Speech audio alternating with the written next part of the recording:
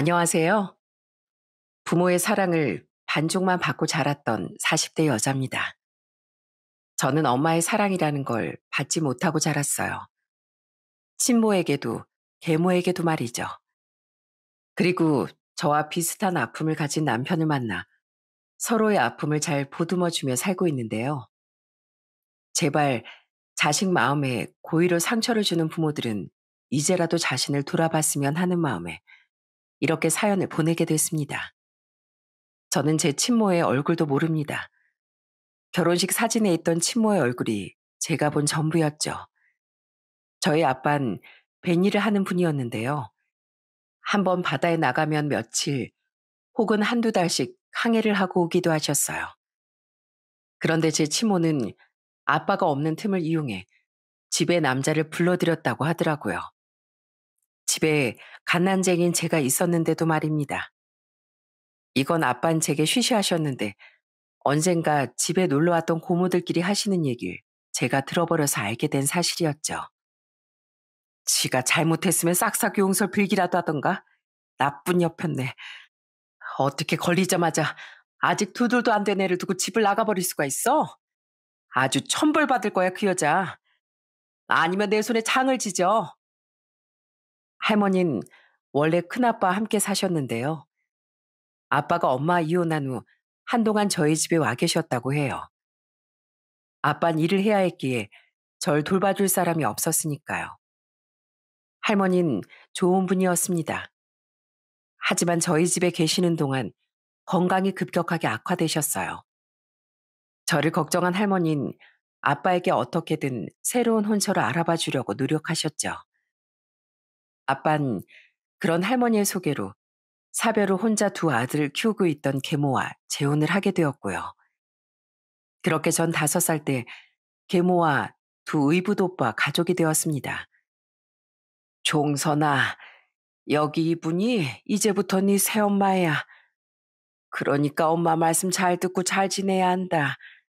네가 엄마 말씀 잘 듣고 얌전하게 커야 네 아빠가 덜 힘든 거야. 알겠지? 계모에게 절 부탁하고 병원에 입원한 할머니는 몇 달 안 돼 세상을 떠나셨습니다. 그런 할머니에게 절 부탁받았던 계모는 처음엔 제게 잘해줬었어요. 저는 난생 처음 생긴 엄마라는 존재가 너무 좋아서 엄마 엄마 하면서 계모를 따랐죠. 그런데 언제부턴가 계모는 아빠가 계시지 않을 때만 제게 냉랭하게 굴기 시작하더라고요. 엄마 저 배고파요. 저도 오빠들이랑 같이 빵 먹을래요.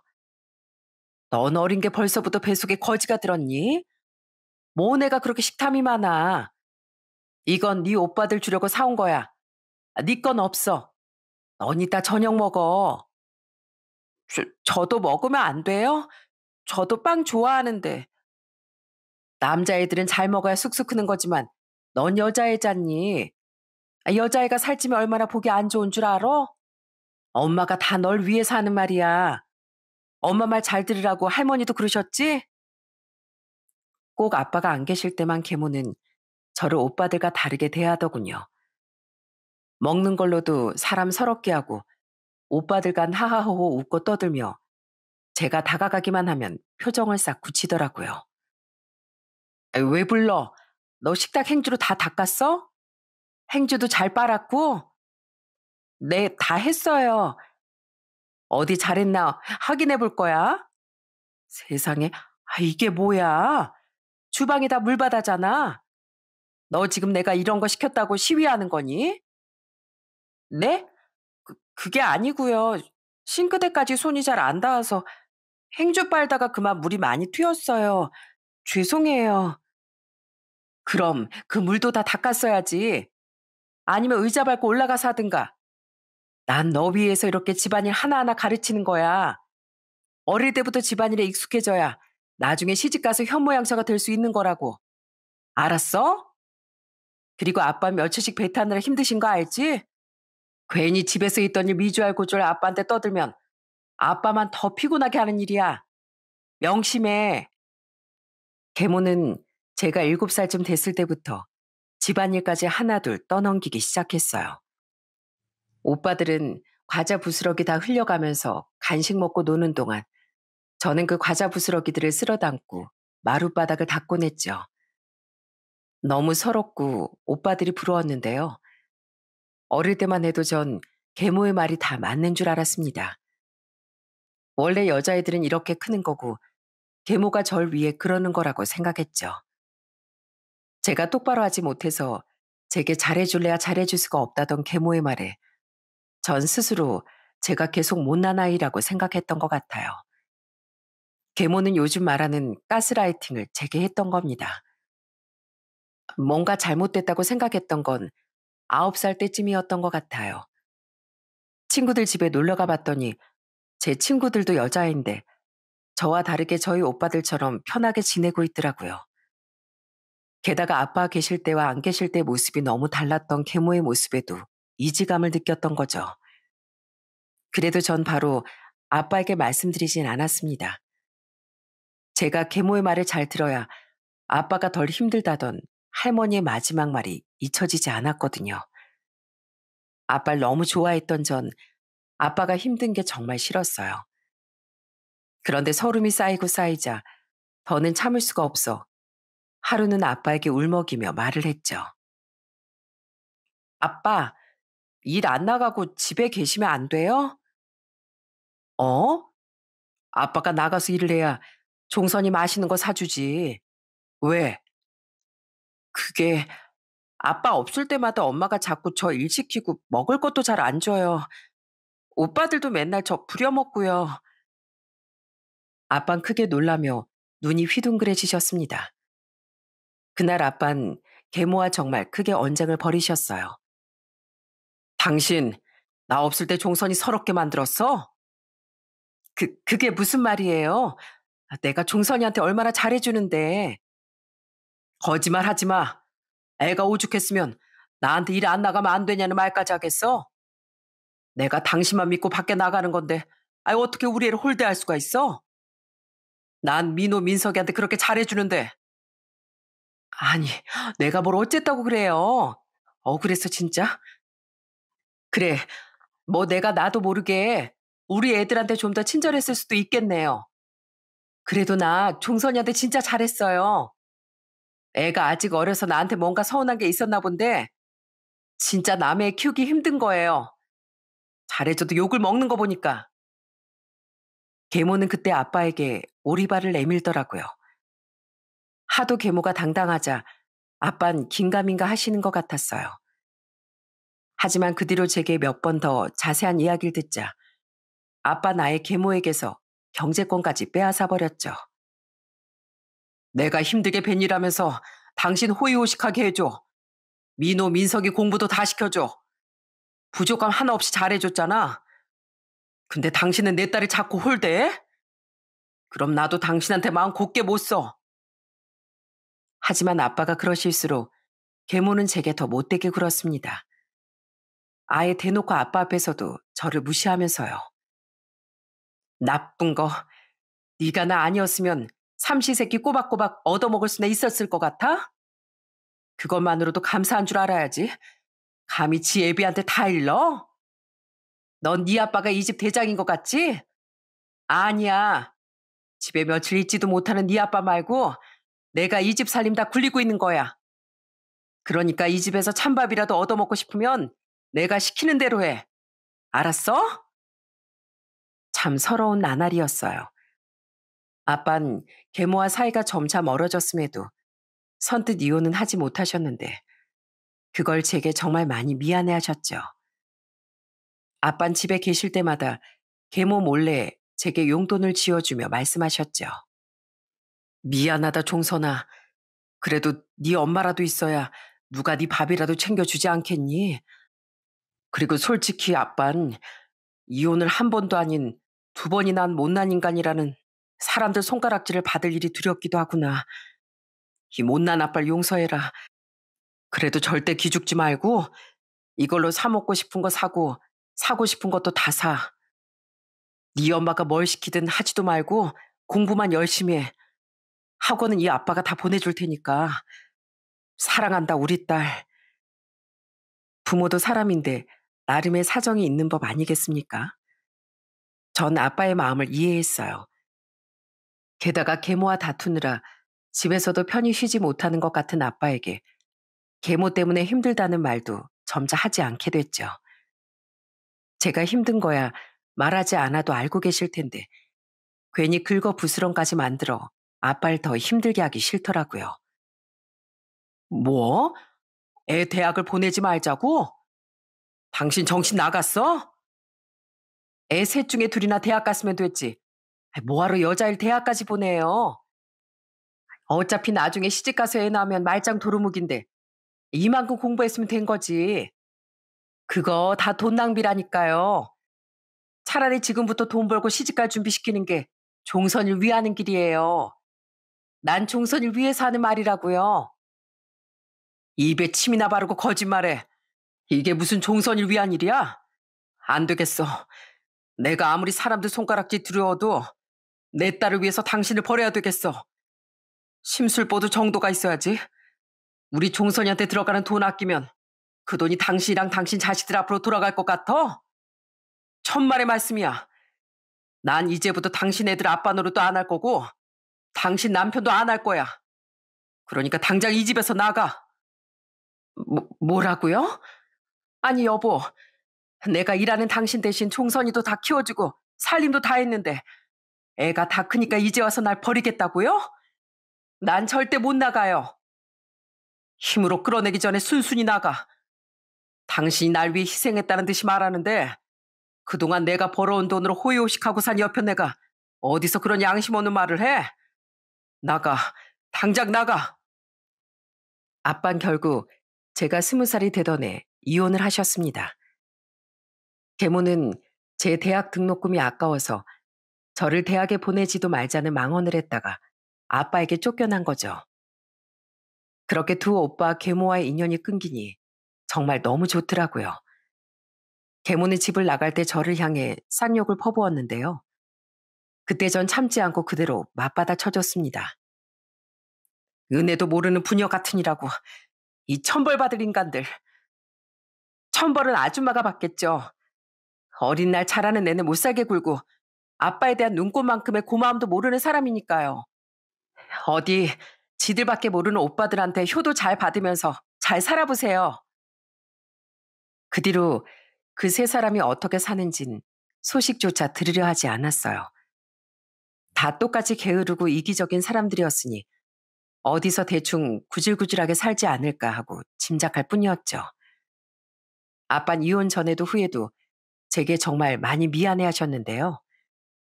어떻게든 돈을 벌며 딸인 절 책임지려고 애를 쓰셨던 아빠를 전 다 이해했습니다. 그 과정에 힘든 나날이 있었을지언정 중요한 건 절 위한 아빠의 마음이었으니까요. 제가 살던 고향에선 제 전공을 살릴 일을 찾기가 힘들어 전 서울에서 직장 생활을 시작했어요. 그리고 20대 후반에 남편을 만나 연애를 시작했죠. 연애 시절 남편에게 시댁 사정을 들었을 때 저는 남편에게 동질감을 많이 느꼈었죠. 남편도 저와 자라온 환경이 좀 다르듯 비슷했더라고요. 나도 어머니한테 형하고 많이 다른 대우를 받고 자랐어. 그럼 오빠네 어머니도 친어머니가 아니셔? 아니, 친어머니 맞아. 어머니는 아버지보다 3살 연상이신데 초혼이었던 아버지와 다르게 어머니는 아버지랑 재혼을 하신 거야. 형을 데리고. 그러니까 형은 내 이부 형제인 거지. 어머닌 형 친아버지랑은 형이 돌 지나기 전에 이혼하셨대. 그 남자가 바람을 피워서 집에 새 여자를 버젓이 들였다고 하더라고. 정말? 근데 친엄마인데도 오빠를 오빠 형이랑 다르게 대했다고? 형이 불쌍하단 이유였어. 날 못살게 굴거나 하진 않으셨는데 나는 찬밥 취급하면서 형만 챙기곤 하셨지. 난 늘 형이 입던 옷을 물려받고 형이 남기지 않는 한 고기 반찬도 먼저 욕심을 잘 못 냈었어. 집 형편이 넉넉하지 않다는 이유로 형 대학 등록금은 다 내줬으면서 난 내가 스스로 벌어서 다니게 하셨고 딱 첫 등록금만 내주고 말이야. 오빠네 아버진 뭐 하셨는데? 아버지는 어떻게든 뒤에서 날 챙겨주러 가긴 하셨는데 선천적으로 기가 굉장히 약한 분이야. 그래서 어머니 말엔 꼼짝을 못 하셔. 어머니가 나이도 연상인데다 아버지보다 키도 덩치도 크시고 심지어 두 분이 작년에 폐업하기 전까진 같이 식당하면서 돈을 버셨어서 가장으로서의 위험도 찾지 못하셨어. 그래도 날 어떻게든 챙겨주고 싶어 했던 아버지 덕분에 내가 그래도 덜 서럽게 자랄 수 있었던 거야. 우린 그렇게 전 계모에게 남편은 친어머니에게 차별을 당하며 살아왔다는 공통점이 있었던 겁니다.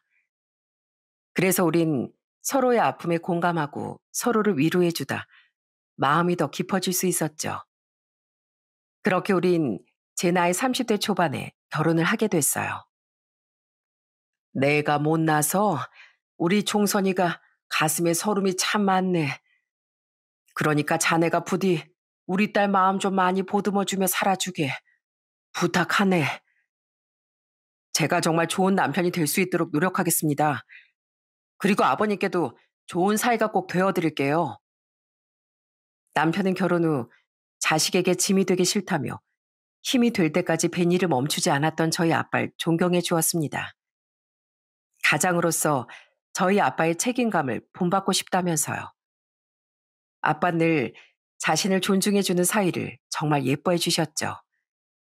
같은 남자라 말이 더 잘 통했던 건지 나중엔 저보다 남편 오기만을 더 기다리시는 것 같더라고요. 시아버지께선 시모하던 식당을 접은 뒤 제가 결혼할 당시엔 작은 건물 경비원으로 일하기 시작하셨어요. 시모는 건물 청소 일을 시작하셨고요. 그런데 결혼할 당시 시모는 제게 그런 자신들의 직업을 들먹이며 지원은 없다고 못을 박더라고요. 경비원이랑 청소부가 돈이 있으면 얼마나 있겠니? 요즘 젊은 사람들 다 대출받아서 자기들 힘으로 시작한다더라. 그러니까 우리한테 행여나 손 벌릴 생각은 하지도 말고. 어머니, 안 그래도 저희 힘으로 시작하려고 했어요. 근데 왜 괜히 사람 기분 나빠지는 말을 그렇게 하세요? 기분 나빠? 이게 어디서 엄마한테? 네가 기분이 나쁜 건 괜히 찔려서 그런 거 아니냐? 딱 보니 그런 거 같은데 어디서 엄마 말에 토를 달아?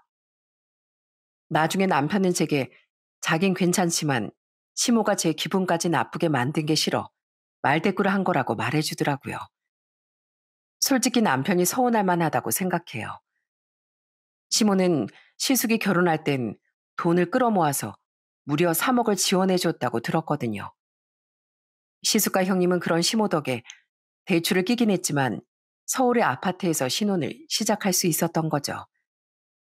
나중에 시아버진 우리를 따로 불러 500만 원을 건네주셨어요. 미안하다 아가. 내가 힘이 없어서 이것밖에 도움을 주지 못하겠구나. 이거 내가 가진 비상금인데 이걸로 좋은 가구라도 하나 맞추렴. 미안하다 건아야. 시아버진 그렇게 저희가 결혼할 때도 어떻게든 도움을 주고 싶어 하신 거예요. 액수가 중요한 게 아니라 중요한 건 마음이었기에 너무 감사했죠. 그리고 친정아빠는 저희에게 도움을 더 주고 싶어 하셨는데요. 혼자 계신 아빠의 노후 자금이 그렇게 많지 않은 걸 잘 알고 있었기에 저와 남편은 정중히 거절했습니다. 아빠의 고집으로 1,000만 원을 지원받긴 했지만요. 그렇게 우린 양가 아버지의 약간의 도움과 대출을 껴서 신혼집을 구했습니다. 저희 둘 다 다행히 알뜰한 편이었기에 그동안 둘이 모아둔 돈에 대출을 좀 끼니 서울에 3억 5천 정도 되는 구축 아파트를 살 수 있었죠. 알뜰살뜰 살면 대출금도 금방 다 갚을 수 있을 거야. 우리 힘내자. 우린 그 집에서 희망을 꿈꾸며 신혼생활을 해나가기 시작했습니다. 우린 아들도 둘 낳으며 오손도손 행복하게 살아갔어요. 친정에 자주 내려가 아빠도 뵈면서요. 하지만 시댁에 갈 때만큼은 도무지 기분이 좋아지기가 힘들었죠. 아니 이봐요. 지금 시식하는 만두를 몇 개를 집어먹는 거예요? 다른 사람들도 먹어봐야 내가 제품을 팔죠. 뭐 이런 아줌마가 다 있어. 내가 이거 샀잖아. 팔아준 사람한테 이 정도 서비스도 못해? 에휴, 안 사. 나 안 사. 어머님, 만두를 거의 10개는 다 드셔놓고 이걸 안 사신다뇨. 저 죄송합니다. 이거 살 거예요. 예. 넌 며느리란 애가 내 편을 들어야지. 그걸 왜 사? 시애미가 우스워? 사지 마. 고개 갈길 우습게 하는 옆편애한테 왜 잘해줘? 빨리 와. 시모는 자신의 덩치와 커다란 목소리만 믿고 어딜 가나 그렇게 아나무인으로 구는 사람이었거든요. 기가 약하신 시아버지가 왜 눌려 살았는지 알겠더라고요. 초반에 시모와 함께 장을 보러 나갔다가 마트나 시장에서 시모가 언쟁을 일으키는 모습을 몇 번이나 보고 기겁을 했었죠. 심지어 시모는 자신의 편을 들지 않았다며 시댁으로 돌아오는 내내 제게도 악을 쓰더라고요. 시모는 그렇게 세상 모든 사람을 다 멋대로 휘두르려는 성향이 강했습니다. 그런 분이 며느리라고 뭐 제대로 대우를 해줬겠어요? 시모는 제 앞에서 이런 말까지 당당하게 하던 사람이었어요. 왜 시집살이라는 말이 생겼겠니? 마땅히 세상에 존재해도 되는 말이니까 생겼겠지. 시어머니로서 며느리들 교육을 단단히 시켜주는 게 시부모 된 도리 아니겠어? 와, 정말 시모 같은 사람은 처음 봤었습니다. 시모는 제가 시댁에 가면 청소부터 하라며 밀대를 던져주던 사람이었는데요. 남편은 절대 가만히 있지 않고 시모에게 화를 냈어요.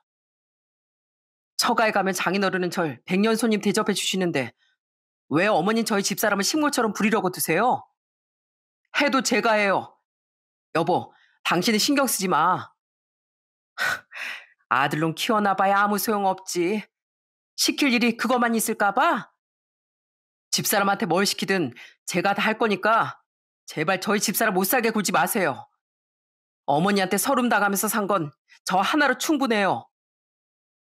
남편도 시모를 싫어했지만 그래도 시아버지를 뵈러 우린 시댁에 한 번씩 갔던 겁니다. 그래도 가면 음식 같은 거야 저도 기꺼이 했었는데 시모는 절대 손 하나 까딱 안 했죠. 늘 일하는 사람은 저와 남편 그리고 시아버지 셋이었어요. 그런 시모가 유일하게 약해지던 사람이 바로 시숙이었습니다. 시모는 시숙의 말이라면 꼼짝을 못했어요. 아무것도 안 하고 누워서 TV만 보던 시숙이 목이 마르다고 하면 냉큼 물을 떠다 주고 입이 심심하다고 하면 바로 슈퍼라도 나가 주전부리를 사오더라고요. 아니면 저에게 사오라고 명령을 하시던가요. 하지만 시모는 시숙이 아내인 형님만은 싫어했어요. 너 집에서 우리 정훈이 밥은 제대로 챙겨주냐? 하긴 시댁에서도 엉덩이가 저렇게 무거운데 그럴 리가. 아휴, 우리 정훈이가 여자 보는 눈이 없어도 너무 없었지. 애들 아빠는 손이 없어요, 발이 없어요. 왜 저한테만 뭐라고 그러세요? 그나저나 손주들 데리고 여기 와드리는 것만 해도 고마운 줄 아세요. 당신 지금 우리 어머니한테 그게 무슨 말본세야? 당장 사과 안 드려? 내가 왜? 뭐 당신 우리 친정 가면 설거지라도 한번 하긴 하는 거야? 역지사지가 돼야지. 형님은 시숙과 어쩌다 결혼해서 애를 둘이나 낳았는지도 모를 정도로 정말 사이가 안 좋았거든요. 형님은 정말 까칠하고 뾰족한 사람이었어요. 시댁에서도 누가 뭐라고 하든 말든 아무것도 하지 않았고 시숙과도 목청 높여 툭하면 다투곤 했으니까요. 게으르고 이기적이기 짝이 없던 시숙이나 동서인 저까지 부려먹으려다 저하고도 대판 언쟁을 벌였던 형님이나 정말 독인 개긴인 사람들이었습니다. 그런 시숙과 형님은 두 사람이 결혼한 지 7년 만에 이혼했어요. 원인은 시숙의 바람 때문이었죠. 고얀 거. 애초에 지가 잘했으면 우리 정훈이가 한눈을 팔았겠어? 건방지게 어디서 위자료를 내놓으래? 예, 둘째 너도 그렇게 생각 안 하니? 어? 남자는 여자하기 나름인데 이건 다 큰애 잘못이라고. 시숙은 형님에게 양육권도 빼앗기고 위자료와 양육비 명목으로 재산도 많이 빼앗기며 이혼을 당했습니다. 심지어 상간녀 쪽 남편에게도 위자료를 토해내야 했죠. 그런데도 정신을 못 차리고 자기처럼 이혼당한 상간녀와 새 살림을 차리더라고요. 자식이 부끄러운 행동을 했으면 마땅히 꾸짖어야 하는 거 아닙니까? 그런데도 시모는 시숙 편만 들더니 저에게까지 자꾸 동의를 구하려고 하는 거예요. 시모와 부딪히기 싫어서 아무 말 안 하고 있던 전 에라 모르겠다 하는 마음으로 솔직하게 말했어요. 차라리 다른 여자 만나고 싶으셨으면 이혼을 하고 만나셨어야 된다고 생각해요. 저도 솔직히 형님을 별로 안 좋아하긴 했지만 굳이 잘잘못을 따지자면 이건 아주버님 잘못이죠. 하다못해 법이 말해주잖아요. 바람은 잘못된 거라고요. 그러니까 위자료를 줘야 한다고 아주버님께 판결을 내주지 않았겠어요? 굳이 계속 물어보시니까 드리는 말씀이에요. 뭐야? 너 이 싹바가지 없는 것 같으니라고. 아니, 계속 입을 다물고 있으려고 해도 사람을 못 살게 굴길래 하는 수 없이 대답을 했건만 시모는 제가 원하는 대답을 내놓지 않으니 길길이 날뛰더군요. 시숙도 상간녀도 저를 못마땅하게 쳐다봤었고요. 그럼 시숙이 상간녀와 행복하게 살았느냐? 절대 아니었어요. 시숙은 혼인신고를 하지 않았던 상간녀에게 남은 돈마저 다 뜯긴 뒤 버림을 받았거든요. 그렇게 시숙은 가진 대부분을 잃고 결국 시댁에 다시 들어가서 살게 됐죠. 하지만 시모는 끝까지 시숙은 잘못한 게 없다고 믿더라고요. 늘 이런 못난 꼴을 보여서 미안하구나, 에미야. 그런 집안을 부끄러워했던 사람은 남편 말곤 시아버지밖에 없었습니다. 그런 시아버지를 제외하면 우리도 시댁이 너무 싫어 웬만하면 그 집엔 신경 끊고 우리끼리만 잘 살려고 노력했죠. 저와 남편은 열심히 돈을 벌고 아껴 결혼한 지 5년 만에 아파트 대출금을 다 갚았습니다. 그리고 운이 좋게도 저희 아파트는 집값이 점점 상승세를 타더라고요. 그런데 그런 저희 집을 향해 누군가 군침을 흘리게 될 거라곤 생각지도 못했습니다. 네 시숙 재혼한단다. 새 며느리감 집에 인사시킨다니까 니들도 와. 저희가 결혼한 지 10년 뒤 시숙은 재혼할 여자가 생겼다며 여자를 시댁에 데리고 왔었어요. 솔직히 그 여자의 외형을 봤을 때 저와 남편은 혀를 내둘렀죠. 와, 형 사람 보는 눈이 참. 저번 그 상간녀보다 저 여자는 한술 더 뜬다.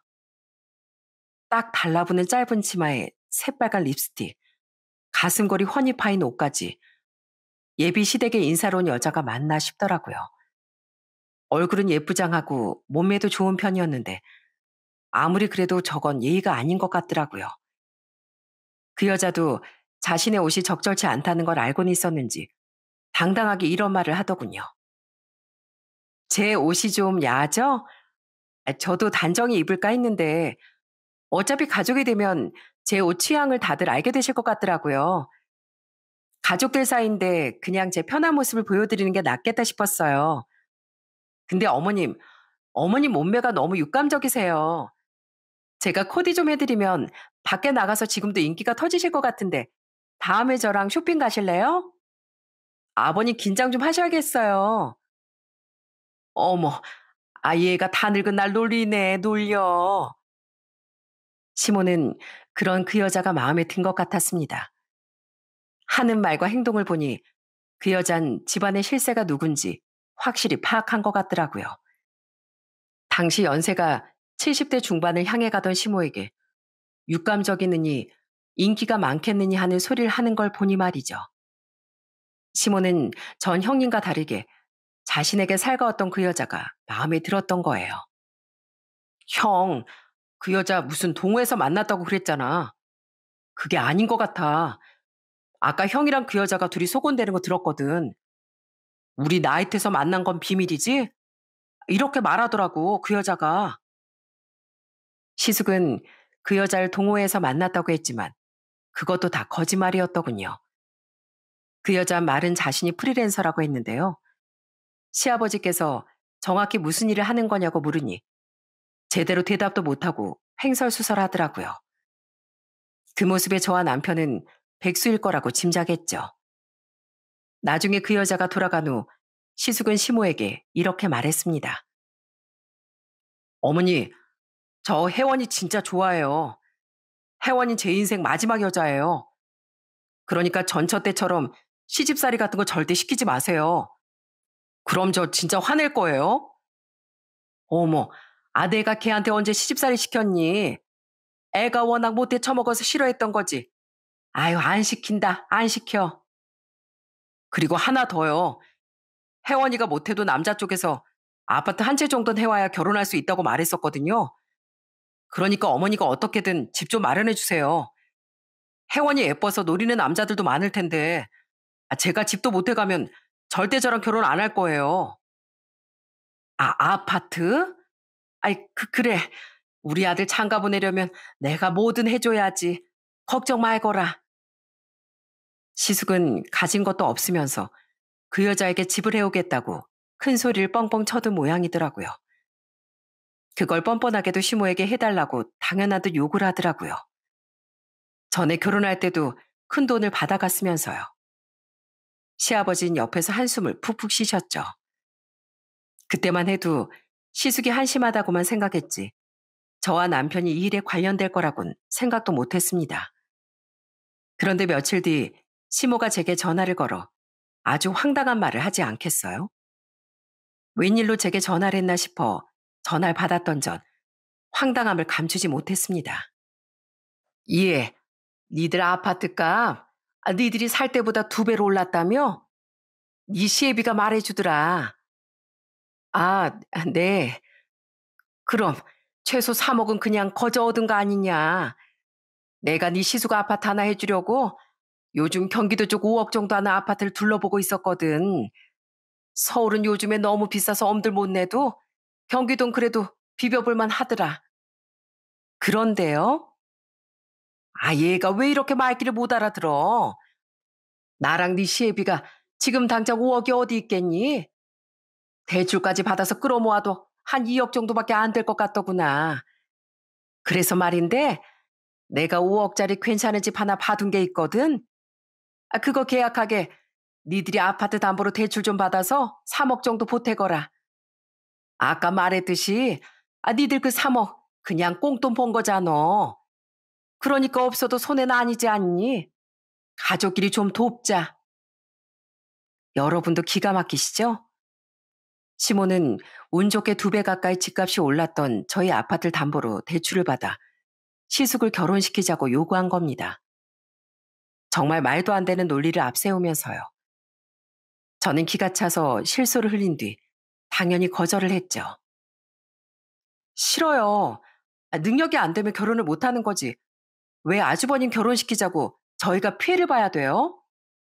자기 동생은 맨날 투명인간 취급하고 재수인 전 부를 때 재수 씨도 아닌 하고 부르는 분을 위해서 저희가 왜요? 저희요. 이 집 대출금 갚느라 정말 고생했어요. 운이 좋아서 오른 집값이라도 시세 차익은 꽁돈이 아니라 다 저희의 땀과 노력으로 일군 결과라고요. 그러니까 저희 사양하겠습니다. 뭐야? 너 내가 어쩜 그렇게 이기적이야? 시엠이 가라면 그냥 할 것이지. 어디서 탐욕을 부리냐고? 어차피 네 돈도 아닌 돈이었잖아. 그럼 우리 아들 평생 노총각으로 살다 가라는 말이야? 넌 가족애도 없어? 저는 어머님한테도 아주버님한테도 한 번도 가족으로서 애정을 느껴본 적이 없는데요. 제가 제 돈 아끼는 게 왜 탐욕인가요? 어머님 것도 아닌 저희 돈을 욕심내는 어머님이 오히려 지금 욕심 부리고 계신 거 아니시고요?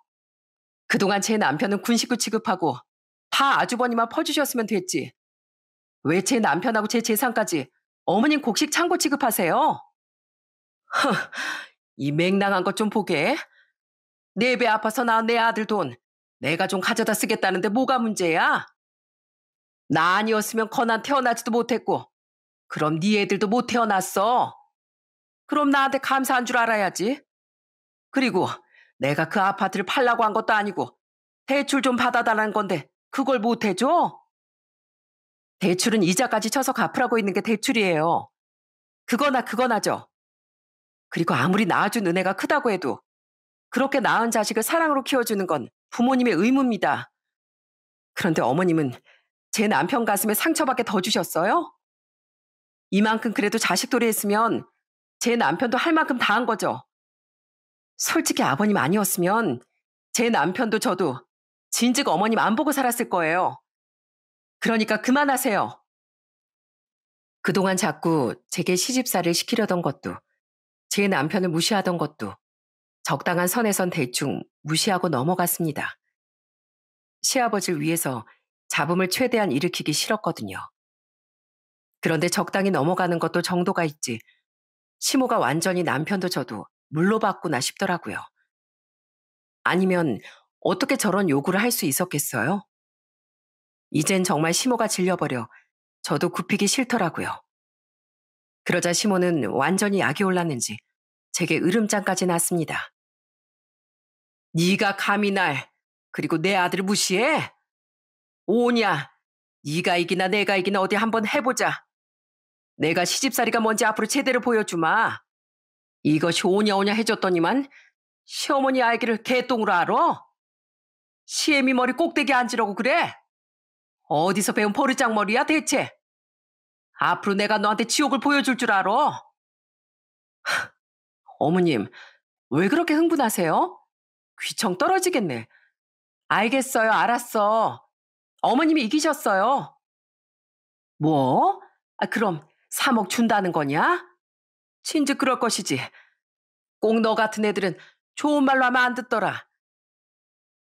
전 더 이상 며느리 알길 자기 발 때만큼도 못하게 하던 심오한 가족이 될 수 없겠다고 생각했습니다. 그래서 계속 심오와 언쟁을 벌이기보단 빨리 대화를 끊어버리고 싶더라고요. 저는 남들에게 해왔듯 이번에도 자기가 이긴 줄 아는 심오에게 이렇게 말하곤 전화를 끊어버렸죠. 아니요, 어머님. 그냥 저 이혼하려고요. 도저히 어머님 같은 분은 시어머니를 못 모시고 살겠거든요. 차라리 제가 이혼하면 이혼했지. 더 이상 어머님이랑 얼굴 마주치면서 살기 싫어요. 그러니까 제가 앞으로 시집살이 당할 일도 없겠죠? 뭐야? 저는요, 이렇게 며느리를 쥐잡듯이 잡고 목소리만 크고 마음에 안 들면 다 뒤집어 엎으려고 하는 어머님이 너무 무식해서 도저히 이 집안 며느리 못하겠어요. 그러니까 다른 며느리 알아보세요. 무시? 너 진짜 돌았니? 아니요, 제정신인데요. 오히려 지금까지 어머님을 참고 살았던 제가 제정신이 아니었던 것 같네요. 제가 아니라 어머님이 여태 며느리인 절 개똥만도 못하게 취급하셨는데 저 더 이상은 개똥 이하로 못 살겠어요. 그러니까 대출 받아서 그 쭉쭉빵빵한 며느리 들이시든지 말든지 그건 어머님이 알아서 하시고 전 이만 전화 끊겠습니다. 꼭 며느리 잘 들이시길 바랄게요. 안녕히 계세요. 이야, 이야! 전 두 번 다시 시모를 보지 않을 생각으로 그동안 속으로만 담아뒀던 말을 죄다 내뱉었어요. 그리고는 바로 시모 번호를 차단해버렸죠. 어른에게 너무 말이 심했나 싶기도 했지만 그동안 제가 당해온 것들, 무엇보다 제 남편에게 준 서름들을 생각하니 도저히 참을 수가 없더라고요. 잠시 뒤 저보다 1시간쯤 늦게 퇴근한 남편이 집에 돌아오자마자 저는 시모에게 전화 왔었던 일을 다 말해주었습니다. 그리곤 저처럼 황당해하던 남편에게 단호하게 말을 했죠. 여보, 난 도저히 이대로 못 살겠어. 당신이 당신 집안이랑 인연을 끊든 아니면 나랑 이혼하든 둘 중 하나를 선택해. 언제까지 이렇게 당하고 살아야 돼? 그동안 당신 생각해서 시댁에 왕래하긴 했었지만 당신이 그래도 당신 어머니를 보고 살고 싶다면 그냥 여기서 내가 빠져줄게. 그게 무슨 소리야. 나도 아버지 때문에 어머니도 보고 살았던 거 다 알잖아. 나한텐 당신이랑 애들이 1순위야. 기다려봐. 나도 더 이상 못 참아. 남편은 자신도 더는 못 참겠다며 바로 시모에게 전화를 걸더군요. 그리곤 저 들으라는 듯 스피커폰 모드로 전화내 시모에게 언성을 높였죠. 어머니, 집사람한테 다 들었어요. 형 결혼시키게 3억을 내놓으라고 하셨다면서요? 지금 제정신이세요? 뭐야, 아니, 너까지 개념을 어디다 팔아먹었냐? 감히 엄마한테 말버릇이 그게 뭐야? 엄마요? 어머니가 절 자식으로 생각을 하긴 하셨어요? 맨날 형만 싸고 돌았지. 전 자식 취급도 안 하셨잖아요. 그래도 아버지가 불쌍해서 웬만하면 고지고대로 참고 살았는데 저도 저 알기를 우습게 하는 어머니를 더는 부모님이라고 생각 못 하겠네요. 그래서 뭐 네가 천륜이라도 끊겠다고? 애미가 그러라고 뒤에서 조종했지? 못된 기집애 같으니라고. 감히 지 시숙 챙기기 싫다고 천륜을 끊으려고 들어? 너 천벌 받기 전에 그만둬. 그리고 당장 걔랑 이혼해. 가족 사이 갈라놓은 못된 기집애라고 그 애가. 그리고 재산 분할 받아서 네 형 집 사는 데나 보태. 아직도 정신 못 차리셨어요? 그 중요한 저와의 천륜을 함부로 먼저 짓묵은 사람이 바로 어머님이세요. 가족 사이는 지금 어머니가 갈라놓고 계신다고요. 저한테는요, 어머니는 이제 아무것도 아니에요. 저도 절 자식 취급도 안 하는 어머니, 더는 제 부모로 생각하지도 않을 거예요. 저한테 세상에서 제일 중요한 존재는 제 아내랑 아이들입니다. 그러니까 앞으로 제 얼굴 볼 생각은 하지도 마세요. 어머닌 제게 세상에서 가장 끔찍하고 원망스러운 존재, 그 이상도 이하도 아니니까요. 남편이 시모에게 모자지간의 연을 끊자고 말하곤 전화를 끊어버렸어요. 그리고서도 한참을 씩씩대며 흥분을 가라앉히지 못하더라고요. 그리곤 이내 서럽게 눈물을 터뜨리는데 너무 가슴이 아파 저도 함께 흐느끼고 말았어요. 남편은 제 품에 안겨 흐느끼며 서럽게 말했죠. 이건 어머니 때문에 슬퍼서 우는 게 아니야. 더 일찍 어머니 끊어내지 못한 게 어린 시절에 내게 너무 미안해서 우는 거야. 진작 이랬어야 했는데 괜히 나 때문에 당신만 고생시켜서 미안해. 아니야. 나도 당신 마음 잘 알아. 그 서름 누구보다 내가 잘 알아. 당신한테 나도 있고 애들도 있잖아. 그런데 시모는 정말 보통이 아니더라고요. 저와 남편으로 인해 잔뜩 열이 받았는지 잠시 뒤 시모는 아예 저희 집으로 쫓아왔더라고요. 전 한 번은 치러야 할 일이다 싶어 문을 열어줬습니다. 시모는 제게 삿대질을 하며 고래고래 소리를 질렀어요. 절 한 대 칠 것처럼 손을 들어 올리기까지 하면서요. 거나 제가 너 만나고부터 얘가 이상해졌어. 자꾸 나한테 대들고 기어오르고. 이 마녀 같은 기집애. 당장 내 아들한테서 떨어져. 뭐야, 너 이거 안 놔? 저는 그런 시모의 팔목을 꽉 움켜쥐었습니다. 그리곤 당황한 시모의 눈을 똑바로 보고 말해줬죠. 정말 절 힘으로 이길 수 있을 것 같으세요? 그나마 제 남편 어머니고 어른이라서 제가 그동안엔 한 수 굽혀드렸던 거예요. 제가 어머님보다 덩치는 좀 작아도 나이가 몇 살이나 젊은데 게다가 운동까지 꾸준히 하고 있는데 설마 어머님 한 분 힘으로 못 이길까 봐서요? 이게 감히 어른한테? 어른도 어른 같아 존중을 해드리는 거죠. 진짜 제가 이겨드려요? 저 이젠 그냥 막 나가려고 하는데 진짜 여기서 치욕 한번 제대로 당해보실래요?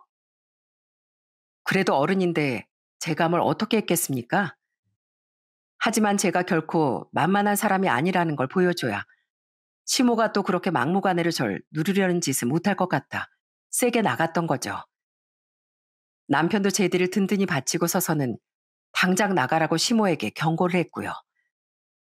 결국 시모는 주춤주춤 뒷걸음질을 치다 저희 집을 나가버렸습니다. 자존심 때문에 끝까지 뭐라고 험한 말을 해대던데 우린 그냥 두 귀를 틀어 막아버렸죠. 들을 가치도 없는 말이었으니까요. 시아버진 시모가 우리에게 돈을 요구했던 걸 뒤늦게 아셨나 보더라고요. 시아버진 저희 집에 찾아와 사과를 하셨습니다. 미안하다 에미야. 미안하다 건아야. 내가 마누라 안 할 집에 잘못 들여선 자식들을 계속 고생시키는구나. 연 끊기로 한 거 잘했다. 앞으로 절대 우리 집에 오지 마. 나랑은 봐도 밖에서 보자꾸나. 아버지, 그냥 아버지도 이참에 이혼하시는 거 어떠세요? 언제까지 어머니한테 그렇게 눌려 사실 거예요? 됐다. 이렇게 나이 먹고서 이혼 안에 만회하는데 힘 빼고 싶지 않구나. 그래도 널 낳아서 나와 만나게 해준 사람이잖니. 그냥 내 선택에 대한 업보다 생각하고 그냥 감당하며 살련다. 하지만 너랑 애민 절대 그럴 필요 없다. 한편 비겁한 시숙은 남편에게 이런 문자를 한 통 보냈더군요. 나쁜 놈, 그깟 3억이 형제 사이 그렇게 아까웠냐? 형한테 3억이 아니라 3원 더 주기 아까워. 그리고 남자로서 인생 좀 창피하게 살지 마. 남편은 간결하게 이런 답장을 보냈더라고요. 앞의 문장은 제 아이디어였고요. 뒤의 문장은 남편의 아이디어였죠. 그 뒤 결국 희숙은 결혼을 하지 못했습니다. 시아버지 말씀으론 집을 못 구해왔으니 결혼은 절대 못하겠다고 그 여자가 시숙을 뻥 차버렸다네요. 애초에 걔도 네 시숙을 돈으로만 봤던 게있지. 근데 아주버님 돈도 없으신데 그 여잔 대체 왜 아주버님이랑 결혼을 하려고 한 거래요? 정훈이 걔가 그 여자를 꼬시고 싶어서 엄청 허세를 부렸다더라. 능력도 없는 것이 프라이브로 외제차 사서 끌고 다니고 당연히 집도 해갈 능력이 있는 것처럼 자기 능력을 부풀려서 얘기를 했었대. 에휴, 한심한 녀석. 그 여자애나 정훈이 걔나 똑같은 애들이야. 그렇게 지금은 시간이 한 1년 정도 지났습니다. 지금 저희는 시모와 여전히 연락을 끊고 살고 있어요. 시아버지와만 따로 연락해 생신 선물도 챙겨드리고 식사 대접도 하며 지내고 있죠. 시숙은 아직도 정신을 못 차리고 시댁에 빌붙어서 살고 있다는데요. 얼마 전엔 회사에서 무슨 사고를 친 건지 실직까지 해서 만만한 시모에게 그렇게 용돈을 요구하고 있다네요. 그리고 시모는 자기 자식에게 돈을 뜯기기만 하는 자신과 달리 저와 남편에게 한 번씩 용돈도 선물도 받고 있는 시아버지를 그렇게 질투한다고 합니다. 가진 거 다 내놓으라고 성한데 나도 이젠 참기 싫어서 한 번은 미친 척하고 집에 있는 것들을 다 때려 부셨다. 물론 진짜 다치게 하는 의도는 없었고 나도 성질 있다고 보여주고 싶었던 게야. 여태껏 네 시어머니가 날 그렇게 누르고 살았단 말이다. 이제 늙어서 둘 다 힘도 없는 처진데 내가 계속 그 여편 애한테 짓눌려서 살 이유가 있어? 시아버지가 한번 크게 액션을 취하신 뒤로 시모는 전처럼은 시아버지께 함부로는 못한다고 하더라고요. 그러다 얼마 전엔 황당한 일도 있었는데요. 바로 시모가 저희를 만나러 나왔던 시아버지 뒤를 밟아 식사 현장에 나타났던 겁니다. 시모는 얼굴에 철판을 깔고 의자에 앉더니 음식을 마구 집어먹었어요. 그리고 아주 뻔뻔스럽게 말했죠. 그래, 내가 졌어. 부모 자식 사이 인연을 끊는다는 게 말이 되니? 내가 이렇게 먼저 사과하마. 내가 말이야, 요즘 네 형 일만 해도 골치가 아파서 너랑은 더 이상 기싸움 못하겠다. 네 형은 나한테 맨날 돈만 뜯어가려고 하는데 나 진짜 못 살겠어. 이놈이 대체 언제 정신을 차리려고 하는지 원. 내일 모레면 나이가 50인데. 아유, 답답해. 시모는 눈치를 보니 아무렇지 않은 척 은근슬쩍 남편과의 관계를 되돌리려고 한 것 같더라고요. 하지만 그런 시모에게 남편은 싸늘하게 대답했죠. 그래서요, 어쩌라고요? 뭐? 어머니가 어떻게 지내시는지 전 관심 없습니다. 전 어머니랑 끊은 인연 다시 이어붙일 생각이 없어서요. 어머니 몫의 식사값 내실 생각 아니면 그만 드시고 가세요. 방해되니까요. 정말 시원하더라고요. 시모는 얼굴이 불그락 푸르락해지더니 식탁을 한번 뻥 차곤 가버리더라고요. 그렇게 시모는 자신이 애지중지했던 시숙으로 인해 하루하루 더 늙어가고 있습니다. 그러거나 말거나 남편과 전 앞으로도 시아버지만 계속 잘 챙겨드리며 살려고요. 부모도 다 똑같은 부모가 아니니까요. 한편 남편은 친정 아빠에게 여전히 좋은 사이가 되어지고 있습니다. 손주들을 데리고 친정에 가면 아빠 또한 여전히 버선발로 우릴 마중 나와주시곤 하죠. 남편은 제게 먼저 아빠를 서울로 모시자고도 얘기해줬는데요. 하지만 저희 아빤 평생 살아온 어촌을 떠나고 싶지 않다며 그냥 자주 놀러만 오라고 하시더라고요. 이렇게 저와 남편은 우리를 진정으로 사랑해 주셨던 양가 아버지들께만 효도하며 살고 있어요. 앞으로도 두 분껜 나중에 후회되지 않도록 최선을 다해 효도하며 살아갈 생각이고요. 여러분, 여러분께서도 당연히 누군가의 자식이시겠죠? 부모님이 지금은 계시지 않는다고 한들 사람은 혼자선 태어날 수 없는 법이니까요. 그럼 여러분께서도 당연히 아실 겁니다. 부모라는 존재가 자식에게 얼마나 중요하고 커다란 존재인지, 얼마나 중요한 존재인지 말이죠. 부모라는 자리는 그렇게 너무도 막중한 책임감을 가져야 하는 자리라고 생각하는데요.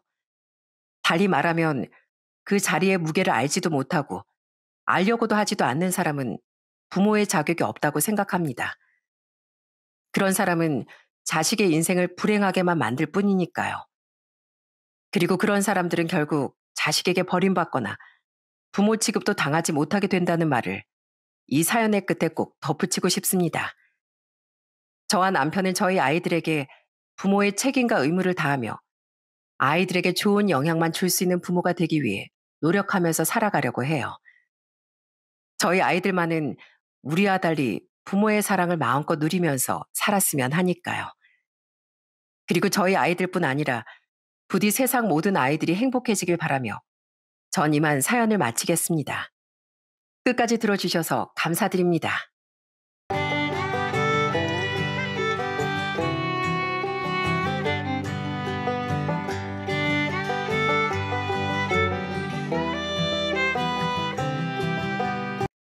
안녕하세요. 참 좋아했던 가족과 생이별을 해야 했던 40대 여자입니다.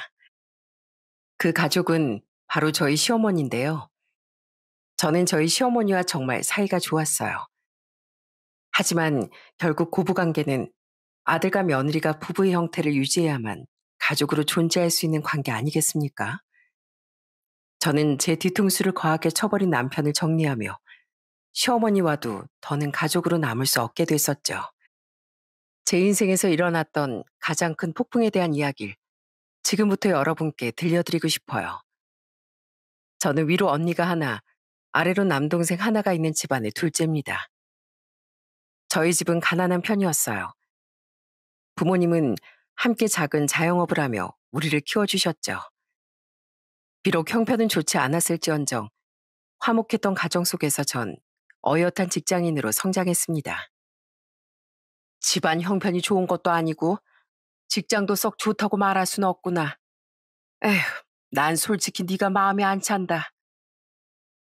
먼저 결혼한 언니의 뒤를 이어 저도 30대 초반에 결혼을 했습니다.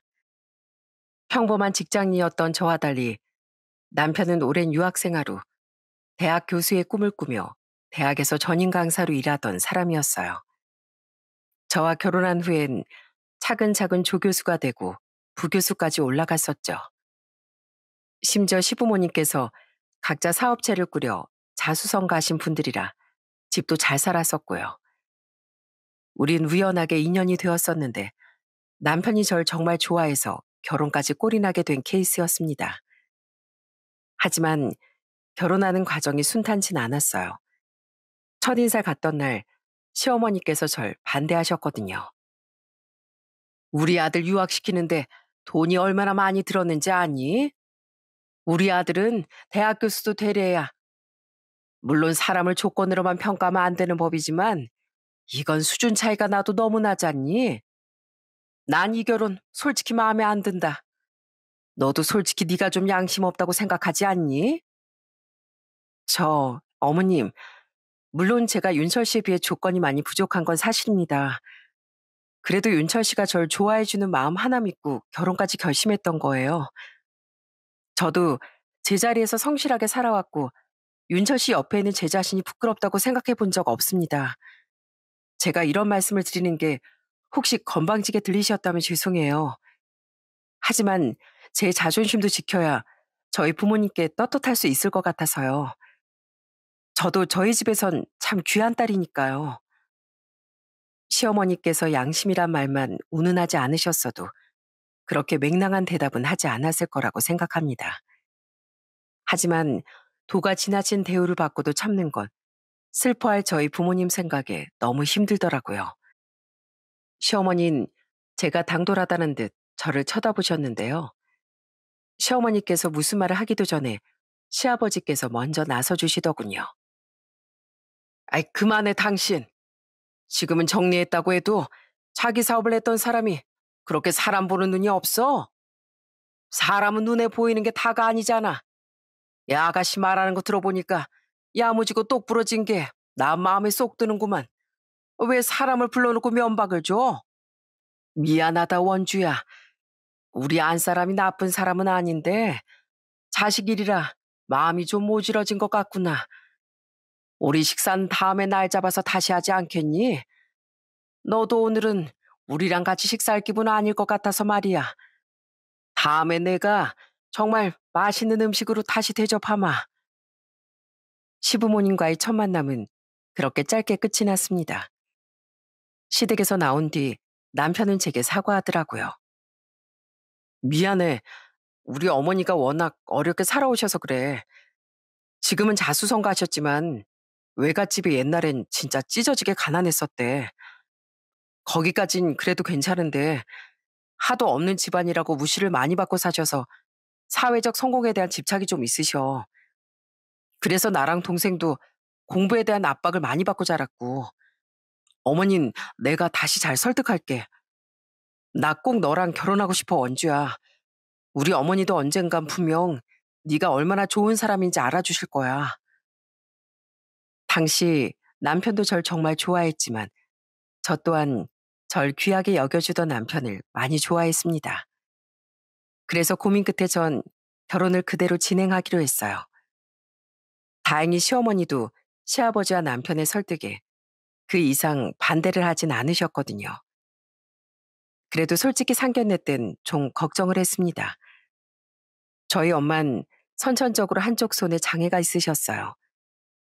처음 만났던 제게 무례하셨던 시어머니 행동을 생각하면 손이 불편한 저희 엄마에겐 또 무슨 신뢰를 하지 않으실까 싶었던 거죠. 우리 어머니 그렇게까지 무례한 분 아니야. 걱정 마. 남편이 이렇게 말하긴 했지만 그래도 염려가 되는 건 어쩔 수 없었어요. 그런데 제 걱정과 달리 시어머니는 저희 부모님께 예의를 갖춰주시더라고요. 비록 표정은 제가 여전히 마음에 안 드시는지 좀 무뚝뚝하셨지만요. 또 시어머니는 불편한 손을 자꾸 감추며 괜히 위축되던 저희 엄마에게 이런 말을 건네시기도 했죠. 제, 제 손이 좀 흉하죠? 주름진 얼굴이야 화장으로 어떻게 해봤다지만 손은 어떻게 할 수가 없더라고요. 흉하긴요. 남들보다 불편한 몸으로 이만큼 열심히 살아오신 분인데 오히려 전 그 손이 더 멋지고 대단해 보입니다.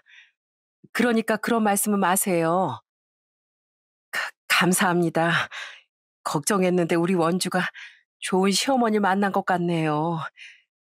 우리 원주 정말 착하고 좋은 아이입니다.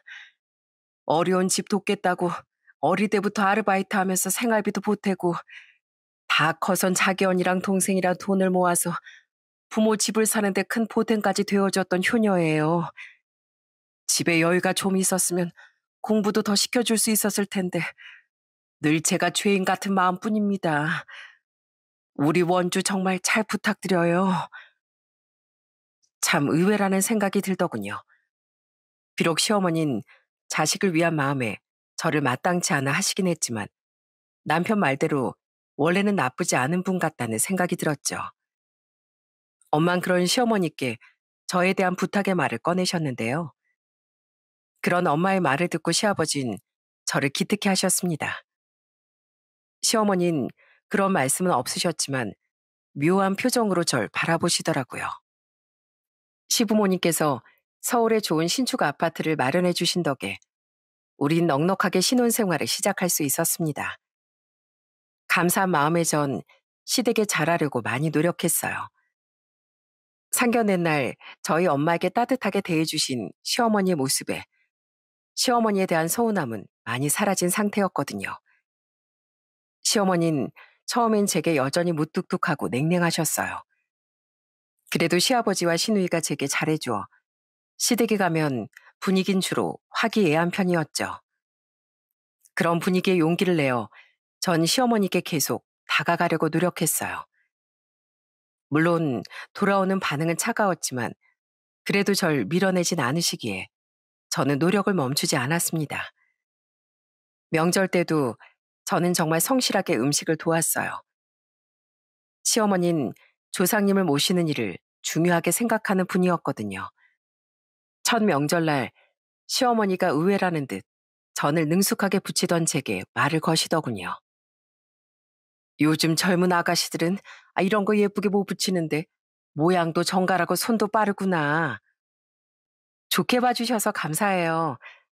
저희 엄마가 손이 좀 불편하셨잖아요. 그래서 어릴 때부터 언니랑 음식이든 집안일이든 많이 했었어요. 엄마를 최대한 도와드리고 싶어서요. 그래서 이런 명절 음식도 일찌감치 마스터했다니까요. 그래, 안사돈께선 좋으셨겠구나. 모름지기 자식 농사 잘 짓는 건 모든 부모의 소망인데 아무튼 기름이 안 다치게 조심해서 하거라. 깜짝 놀랐습니다. 처음 들은 시어머니 칭찬이었으니까요. 시어머니는 머쓱하셨는지 헛기침을 하곤 다른 일을 하러 가버리셨죠. 옆에서 함께 음식을 하고 있던 시누인 싱긋 웃으며 이렇게 말했어요. 엄마가 새언니가 점점 좋아지시나 봐요. 잘 됐어요. 진심은 배신하지 않는 법이라더니 정말 기쁘더군요. 그 뒤 어느 날엔 전 용기를 내어 시어머니께 단 둘이 데이트를 하자는 연락도 드렸습니다. 시어머니는 안 나오실 것처럼 하더니 그래도 제 부탁을 들어주시더라고요. 아휴, 좁고 습하고 넌 데려와도 왜 이런 데를 데려오니? 전 그날 시어머니를 대학로의 한 소극장으로 모셔갔습니다. 친정 부모님과의 좋은 격이 있는 곳이라 시어머니도 좋아하실 거라고 생각했거든요. 그런데 생각보다 마음에 들어 하시지 않는 것 같아 내심 걱정했는데요. 다행히 시간이 좀 지나며 시어머니는 그 코미디 연극을 행복하게 즐기시더라고요.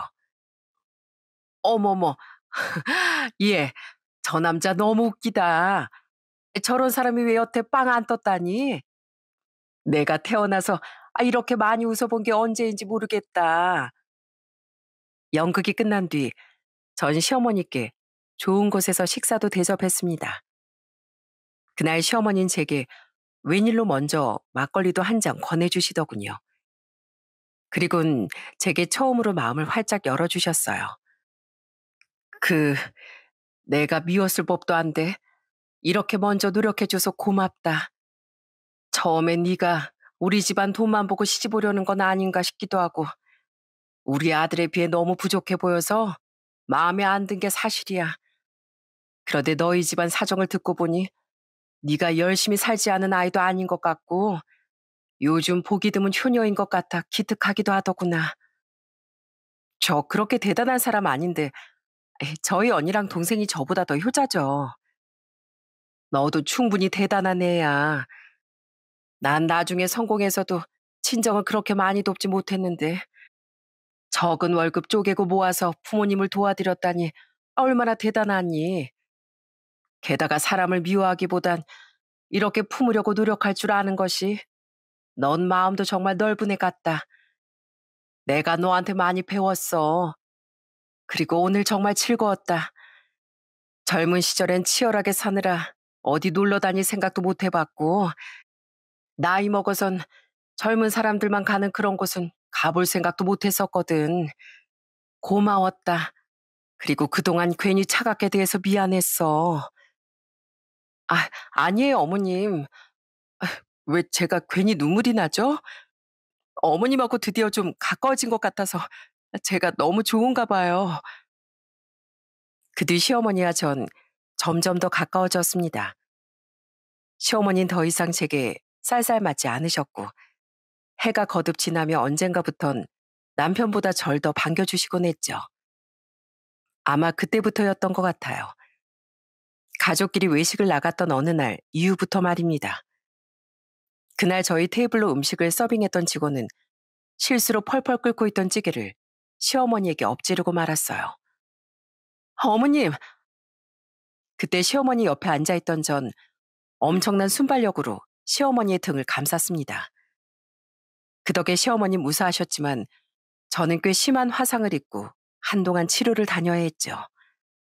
시어머니는 너무 놀라고 속상한 표정으로 저를 타박하셨어요.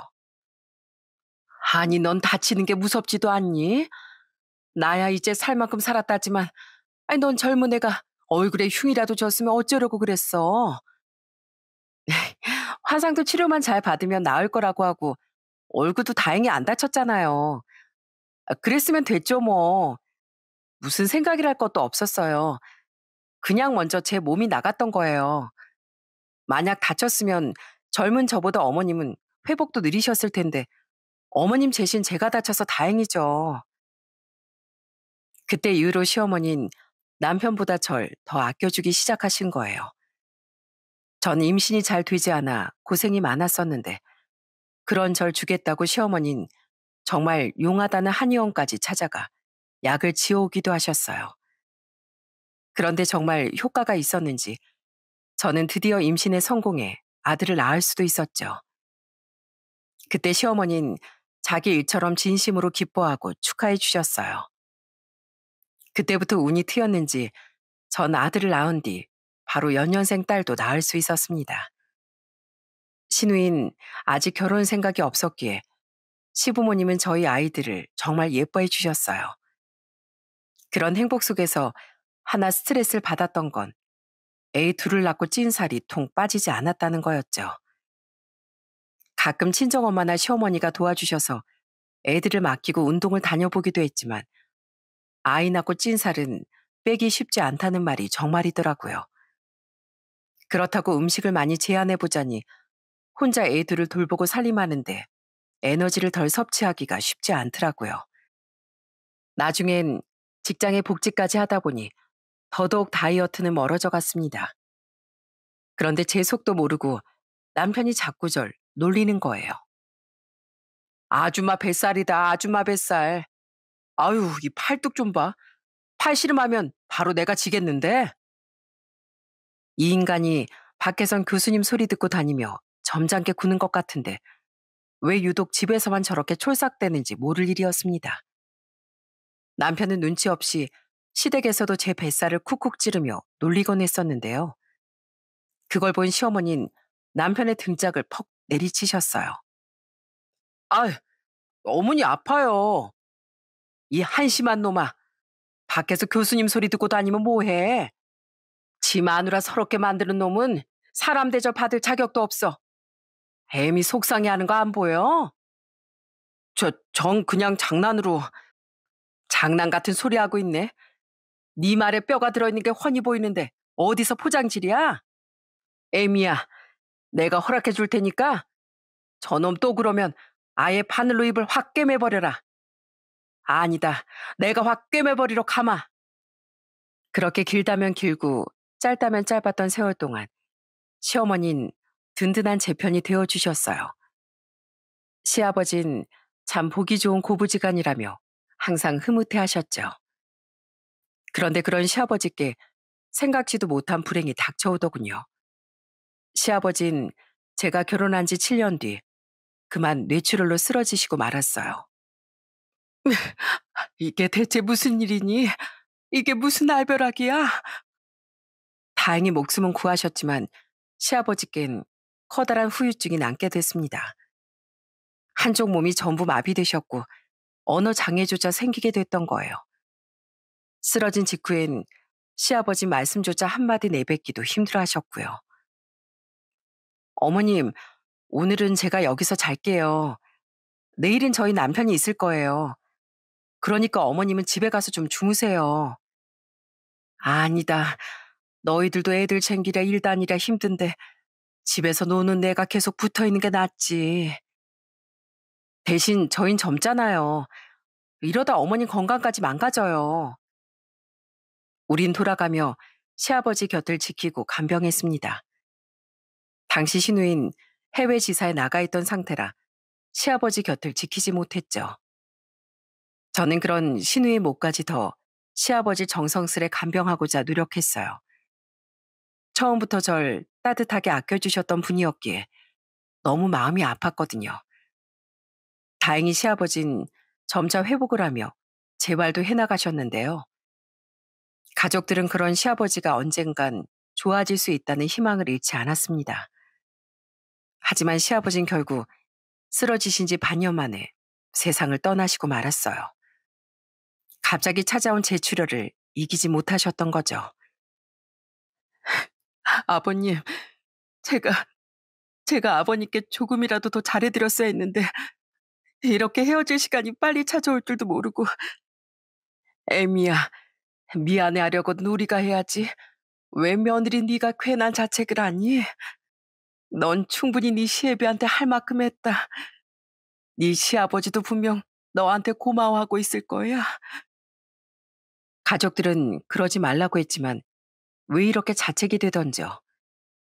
그건 아마 시아버지께서 절 진심으로 아껴주셨다는 걸 알았기 때문인 것 같습니다. 그런 시아버지를 제가 진심으로 존경하고 좋아했기에 그런 자책이 오래도록 남았던 것 같아요. 그렇게 시아버지를 떠나보내고 전 남편에게 먼저 시어머니를 모시고 살자고 이야기했어요. 하지만 그런 저의 제안을 시어머니는 단호하게 거절하셨습니다. 자식들한테 의지하고 살 정도로 난 안 늙었다. 그리고 윤철이 네 아버지랑 살아온 이 집을 난 떠나기도 싫고 우리끼리 집이 먼 것도 아닌데 그냥 서로 자주 왕래하면서 살자꾸나. 그 이상은 내가 부담스러워서 싫어. 워낙 강인한 분이셨던 시어머니는 끝내 합가를 거절하셨어요. 시어머니가 싫으시다는데 강요할 수도 없는 노릇이라 우린 시댁에 더 자주 찾아가는 것으로 시어머니를 어떻게든 잘 챙겨드리려고 했었죠.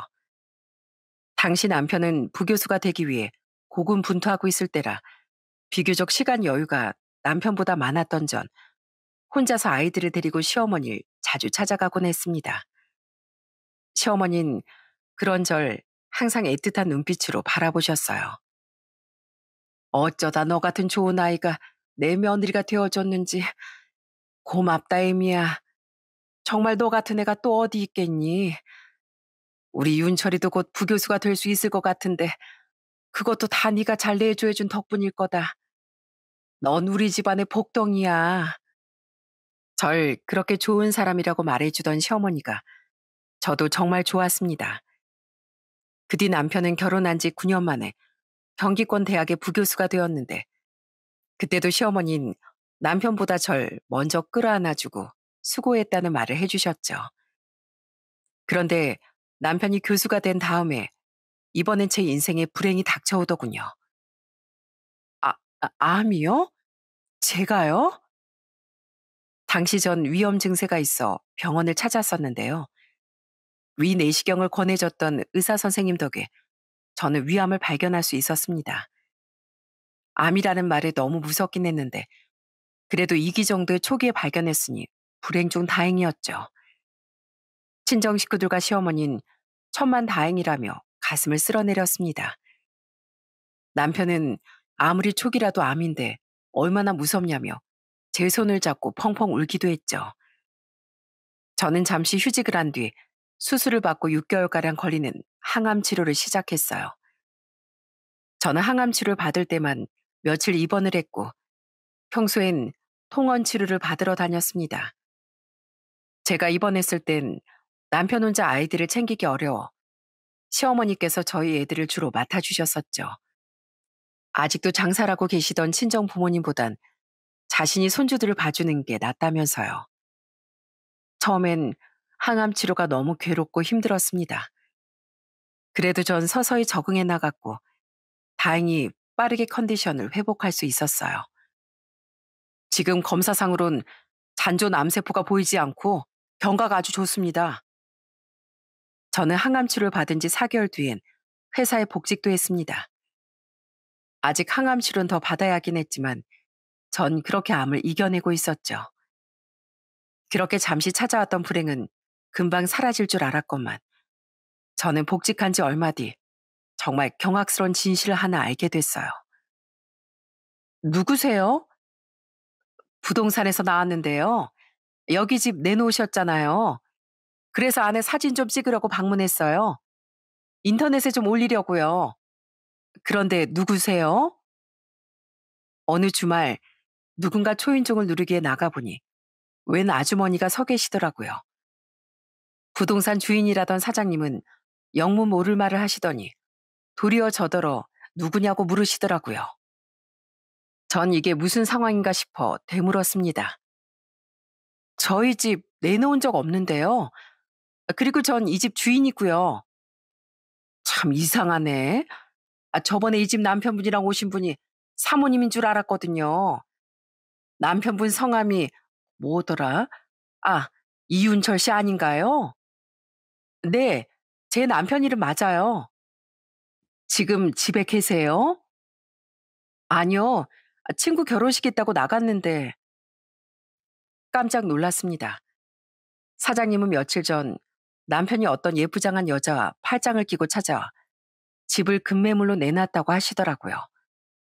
사진을 보여드리니 사장님은 제 남편 얼굴을 바로 알아보셨죠. 날짜를 들어보니 그땐 제가 항암치료를 받으러 잠시 입원을 했을 때더군요. 부동산 사장님은 사진을 찍겠다며 그날 오겠다고 미리 남편에게 연락을 하셨다는데 남편이 그걸 잊은 건지 그냥 외출을 해버렸던 거죠. 사모님, 이런 말 드리는 게 좀 그렇지만 잘 한번 알아보세요. 분명히 남편분께서 그 여자가 자기 아내라고 말했거든요. 뭐라고요? 기가 막혀 정말. 전 우선 감사하다는 말과 함께 그 사장님을 정중히 돌려보냈습니다. 그리고 남편에게 전화를 걸었는데 받질 않더라고요. 저는 부글부글 끓는 속을 애써 잠재우며 집에서 남편을 기다렸죠.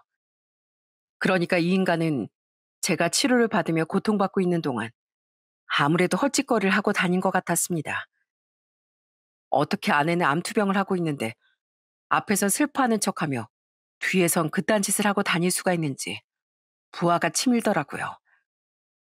부동산 사장님이 아니었으면 전 아무것도 몰랐을 거예요. 당신 왜 내 전화 안 받았어? 어? 아, 맞다.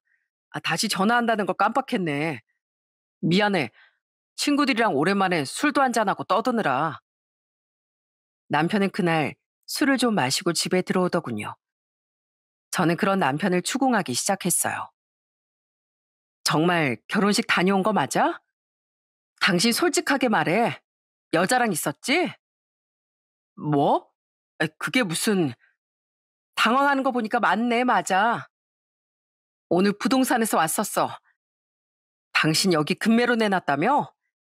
나 입원해 있을 동안 어떤 여자랑 팔짱 끼고 부동산 갔었다며? 그 여자를 당신 아내라고 소개했다며? 대체 이게 무슨 일이야? 빨리 바른 대로 말 안 해? 부동산? 아이, 맞다. 오늘 사진 찍으러 온다고 했었는데 내가 정신이 없어서 깜빡했네. 우선 집부터 팔아버린 뒤에 말하려고 했었는데 일이 좀 꼬였네. 남편은 귀찮다는 표정으로 관자놀이를 극적거리더군요. 그리곤 이미 틀렸다 싶었는지 뻔뻔하게도 바로 바람을 인정해버리는 거예요. 그래, 기왕 이렇게 된 거 뭘 숨기겠어? 당신도 예상했겠지만 맞아. 나 여자 생겼어. 작년부터 나가던 테니스 동호회에서 만난 사람인데 지방 미인대 출신이라 얼굴도 몸매도 당신이랑 비교가 안 되는 사람이야. 직업이 없는 사람이지만 외모가 되는데 그게 뭐 중요한가? 어차피 난 앞으로 정교수가 될 거고 돈도 그만큼 더 잘 벌 건데. 솔직히 나 당신이랑 의리로 살았어. 당신도 거울 보면 알 거 아니야.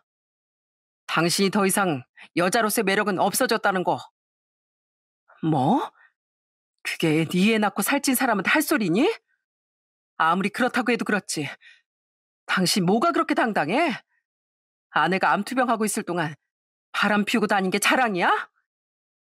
정확히 말하자면 당신이 암 선고 받기 전부터 만났어.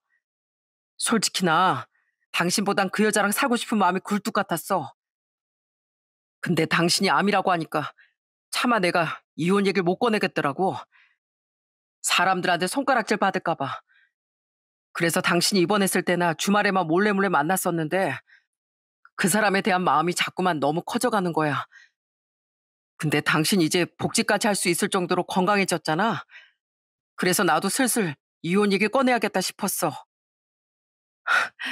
그래서 사람 뒤통수부터 후려치려고 집부터 내놨니? 이혼할 때 하더라도 이 집을 팔아야 그 사람이랑 살 집부터 새로 구하지.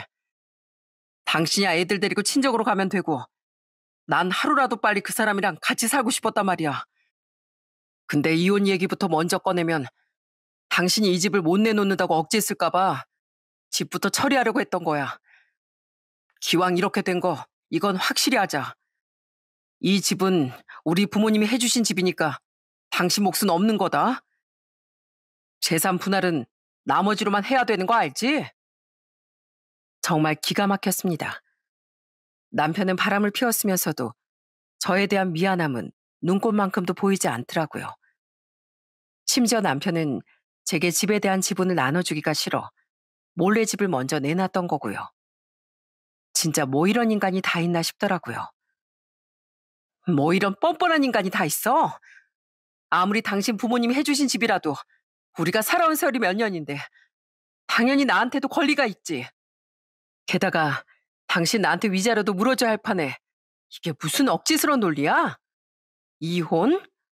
이혼은 당연히 할 거야. 나도 당신 같은 금수랑 더 살 생각 없어. 당신 같은 인간은 내가 먼저 버려버릴 거라고. 근데 절대 그냥은 못 해주지. 내가 받아낼 건 다 받아낼 거야. 당신 아직 몸도 다 회복 안 됐는데 꼭 이렇게 일을 크게 만들어야겠어? 그게 싫으면 아파트를 나한테 아예 넘기던가. 그럼 깔끔하겠네. 이 아파트 값이 지금 얼마나 올랐는데 그런 소리를 해? 그래, 어디 한번 해보자. 이렇게 된 거 나도 이판사판이라 이거야.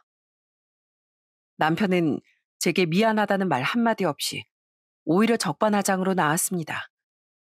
그리곤 짐을 싸더니 상간녀의 집으로 갈 거라며 집까지 나가버리더라고요. 남편은 한 번 덜미를 잡힌 김에 당장 저를 정리하고 싶었던 거예요. 정말 억장이 무너지더군요. 너무 큰 배신감에 당연히 이혼은 결심했지만 서러운 건 어쩔 수가 없더라고요. 그래서 전 바로 시어머니에게 달려가 남편의 만행을 모두 털어놓았어요.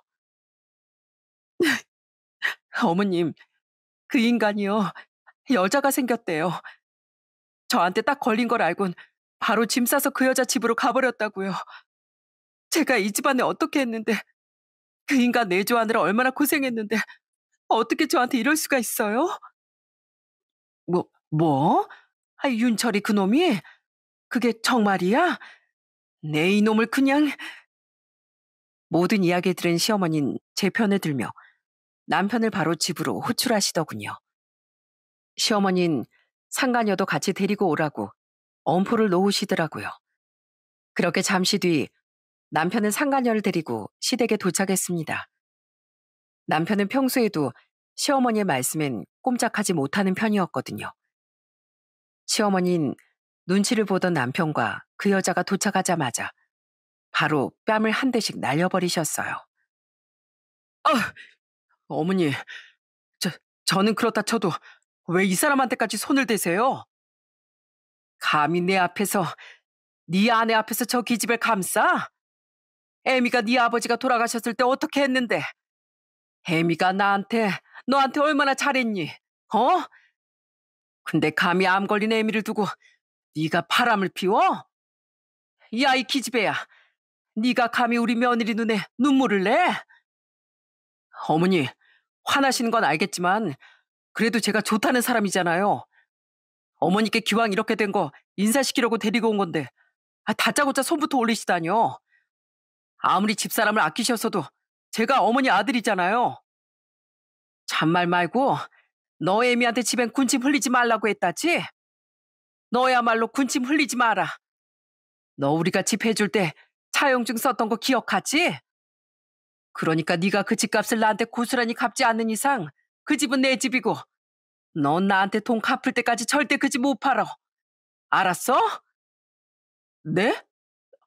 어머니! 깜짝 놀랐습니다. 저는 몰랐던 사실인데요. 10년 전 시부모님이 남편에게 집을 해주실 때 차용증을 썼다고 하더라고요. 그 집값을 다 갚겠다고요. 시부모님은 진짜 돈을 받으려고 했다기보단 세금을 피하려고 그런 차용증을 쓰셨다고 해요. 다른 사람들도 세금 문제 때문에 그런 방법을 많이 쓴다면서요. 그리고 그렇게 경제적인 무언가를 쥐고 있어야 나중에 시부모님이 나이가 들어도 자식들이 효도를 한다고 생각하셨기에 시부모님은 남편에게 차용증을 받아둔 거라고 하시더군요. 시어머니는 바로 그 차용증을 이용해 남편에게 으름장을 놓으셨던 거고요. 당연히 남편은 기겁하며 시어머니에게 매달렸어요. 어머니, 어머니 대체 누구 편이에요? 아들은 저잖아요. 당연히 난 애미 편이지. 그리고 난 저 애도 절대 내 며느리로 인정 못한다. 저 기집애랑 살 거면 나랑 평생 연끈을 각오해라. 네? 어머니 진짜 이렇게까지 하실 거예요? 대체 제가 어떻게 하면 돼요? 어떻게 하면 마음 풀고 이 사람도 새 며느리로 인정해 주실 거냐고요? 이미 저랑 애들 엄마 끝난 사이예요. 아시잖아요. 기왕 어쩔 수 없게 된 거 그 뒤도 생각을 해주셔야죠. 바람을 피운 주제에 남편의 시어머니에게만은 또 버림을 받고 싶지 않았던 모양입니다. 저는 시어머니가 바로 그들을 내쫓으실 줄 알았어요. 그런데 시어머니는 잠시 뭔가를 골똘히 생각하더니 우회의 말을 하시더라고요. 그래?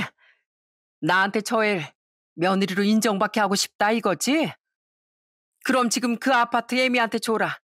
그럼 내가 걔 인정해 주마. 그리고 니들한테 새 아파트도 얻어주마. 난 그렇게 해서라도 애미한테 긴 세월에 대한 정당한 보상은 해줘야겠다. 진짜죠? 진짜로 새 아파트 해주실 거죠? 그렇다니까. 시어머니 말에 남편도 상간녀도 눈을 반짝이더군요. 시어머니는 그들 모르게 제게 눈을 찡긋하셨는데 무슨 생각이 또 있으신가 싶더라고요. 결국 남편은 생각해 보겠다고 대답했습니다. 그리고 불편한지 계속 땅만 보고 있던 상간녀를 데리고 나가려고 하기에 저는 바로 그 둘을 불러 세웠어요. 잠깐, 당신은 몰라도 저 여자 내가 앞으로 볼 일 없을 텐데 그냥 이렇게 보내줄 수는 없지. 안 그래도 저 여자도 내가 한번 직접 찾아가려고 했는데 어머님 덕분에 그 수고를 덜었네. 야, 너 나 좀 봐봐. 왜 이래? 이미 이 사람 어머니한테 손찌검까지 당했어. 그 정도면 됐잖아. 되긴 뭐가 돼? 난 아직 저 여자한테 한마디도 못했는데. 야, 너 들어보니까 반반한 얼굴 하나 믿고 유부남을 꼬셨나 본데 너 인생이 그렇게 쉬워 보이지? 아니, 인생 절대 만만하지 않다. 10년을 같이 산 조광지처럼 애들까지 버리고 여자 외모에 홀려서 칠레레 팔레레 하는 인간이 괜찮으면 얼마나 괜찮은 인간일 것 같냐? 그리고 남의 눈에 눈물을 흘리게 하면 네 눈엔 피눈물 나게 되는 거야. 나중에 땅을 치고 후회할 때 꼭 이 순간을 떠올릴 수 있길 바란다. 이 시궁장 같은 여자야. 아이, 진짜 당신 그만 좀 하라고. 당신이나 그 주둥이 다물어. 뭘 잘했다고 계속 이 여자 감싸? 야, 이윤철. 너 같은 놈이 뭐? 교수?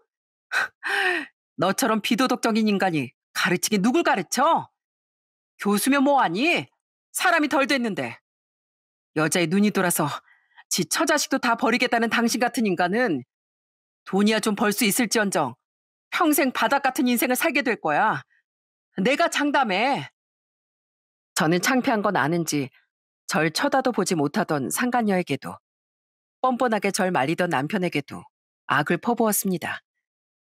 남편은 결국 질린다는 표정을 지으며 상간녀를 데리고 나가버렸죠. 그 뒤 시어머니는 저를 꼭 안아주며 이렇게 말씀하셨어요. 내가 내가 대신 미안하다 이미야. 내가 아들을 사람이 아닌 금수로 키워버렸구나. 걱정 마라. 내가 아주 쟤들 끝까지 응징해 줄 테니까. 그로부터 이틀 뒤 남편은 집으로 찾아와 제게 대단한 결심을 한 듯 제안하더라고요. 그동안 남편은 상간녀와 고민을 했던 것 같더라고요. 그래, 우리 어머니 말대로 내가 이 집 당신 줄게. 생각해보니까 처가도 그렇게 안 큰데 당신도 애들이랑 살기 여기가 훨씬 낫겠지. 대신 애들한테 나에 대해 알리지 마. 선심 쓰는 척하고 있네. 그리고 애들이 바보니? 나중에 크면 애들도 어떻게든 알 건 다 알게 돼 있어. 그리고 꼴의 애비라고 처자식 버리고 상간녀랑 살겠다고 하는 주제에 그래도 좋은 아빠는 되고 싶냐? 넌 그럴 자격도 없어. 그럼 나 양육비 못 줘. 어차피 애들도 나 별로 안 좋아할 텐데 그런 애들 위해서 내가 양육비까지 보낼 필요는 없잖아. 어차피 아파트 한 채 값이면 애들 성인 될 때까지 내가 줄 양육비는 충분하고도 남는 거 알지? 이 조건만은 나 양보 못해. 끝까지 추접스러운 인간이었어요. 처음엔 애들에게 알리지 말아달라더니 그게 안 될 것 같자 이번에 나의 아빠 노릇을 하기 싫다고 목청을 높이는 게요. 더는 질질 끌고 싶지도 않아 저는 그러라고 했습니다. 자신의 대학에도 자기에 대해 알리지 말라던 남편의 요구까지 전부 다요. 어차피 아파트 값만 해도 양육비와 위자료, 다른 모든 재산 분할을 대신하기에 충분했고 남편을 망하게 하기보단 그 편이 아이들을 위해 더 현실적인 선택이었으니까요. 그래, 나도 괜히 양육비 문제로 당신이랑 연락하고 살기 싫으니까 그렇게 해. 대신 당신은 이걸로 애들 아빠 자리를 스스로 포기한 거라는 것만 알아도 이제 우리 애들한테는 아빠는 없어. 아휴, 알았어. 귀에 닦지 않겠으니까 그놈의 악담 좀 그만해. 당신 나중에 딴 말하기 없기다. 당신이야말로 나중에 후회한다고 구질구질하게 연락하지나 마. 그렇게 전 그 집을 받고 이혼을 하게 됐습니다. 소식을 들은 신우인 제게 전화를 걸어 미안함을 감추지 못했죠.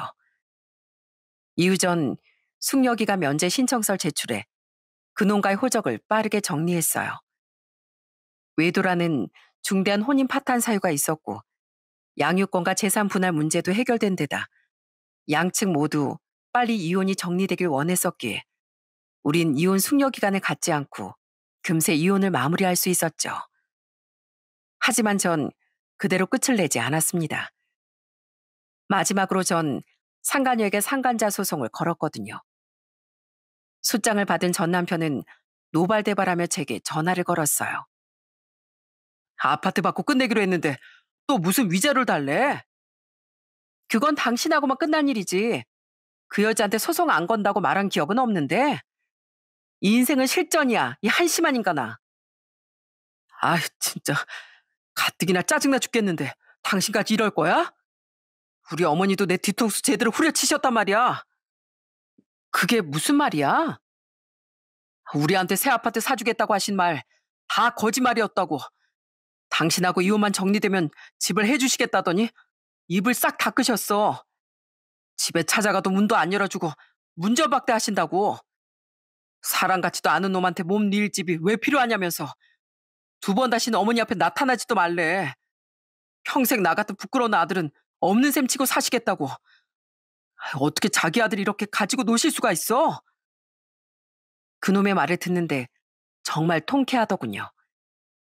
사실 전 이미 시어머니께 이야기를 들어서 시어머니의 계획을 알고 있었어요.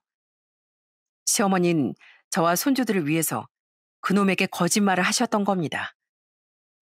이미 이혼은 기정사실인 것 같아서 그놈한테 집이라도 빼앗아서 너한테 주려고 했던 거다. 넌 당연히 그 집 정도는 가질 권리가 있잖니. 그리고 뭐? 새 며느리로 인정? 웃기지도 말라고 해라. 집만 너한테 넘기면 나도 그놈 바로 호적에서 파버릴 거야. 그놈이 애미 네 뒤통수를 쳤듯이 나도 그놈 뒤통수를 제대로 날려줄 거다. 그 말을 듣는데 어찌나 감사하고 감동스럽던지요. 아무리 절 예뻐하셨다고 한들 자기 아들에게 그러긴 쉽지 않았을 텐데 말이죠. 결국 전 남편과 상가녀는 제게 아파트도 빼앗기고 시어머니께 새 아파트를 얻어내지도 못한 채 상가녀가 살고 있던 월세 오피스텔에 남게 된 겁니다. 네 속이 시원하진 않겠지만 그래도 이 정도 복수가 위로라도 되었길 바란다. 그러니까 앞으로 우리 손주들이랑 잘 살아야 한다. 너 치료도 꼭 잘 받고 암 같은 건 아무렇지도 않게 이겨내버리렴. 내가 정말 미안하다. 비록 우리가 가족은 아니게 됐지만 그래도 자주 찾아뵐게 어머님. 저희 애들 데리고서라도요. 그동안 정말 감사했습니다. 그렇게 전 시어머니와 헤어지게 됐습니다. 그래도 전 아이들을 데리고 한 번씩 찾아뵙겠다고 약속드렸죠. 그 뒤 시어머니 한 번씩 연락하고 만나며 듣게 된 바로 전 남편과 상가녀는 대출을 받아서 기어코 새 아파트로 이사를 갔다더군요. 짐작컨대 그렇게 해서라도 전 남편은 상가녀의 허영을 채워주고 싶었던 것 같더라고요. 그래도 전 남편은 계속 시어머니께 연락을 했던 모양인데 시어머니는 그런 그놈을 상종도 안 하셨다고 합니다. 그렇게 지금은 2년 정도의 시간이 흘렀습니다.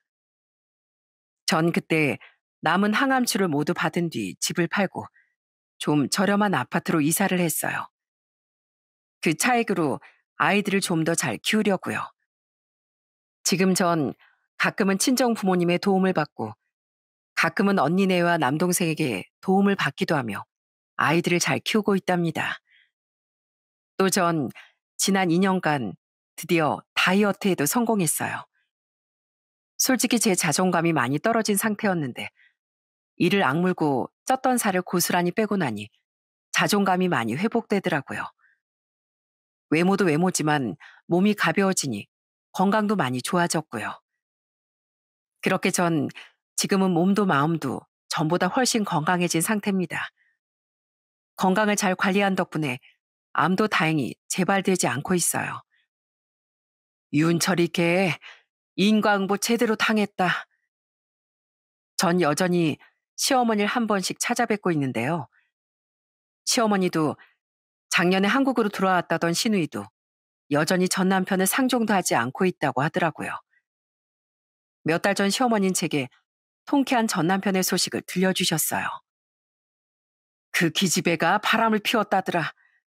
둘이 혼인신고나 안 하고 살았던 모양인데 그 여자애가 윤철이를 차버리고 집을 나간 모양이야. 윤철이한테 성형시켜달라, 명품 사달라 하면서 돈도 엄청 뜯어내곤 애를 버려버렸대. 윤철이 걔한테 남은 건 이제 그 풀대출 받아서 들어간 그 집이랑 대출금, 그리고 갚아야 될 이자가 전부다. 에휴, 한심해서 정말.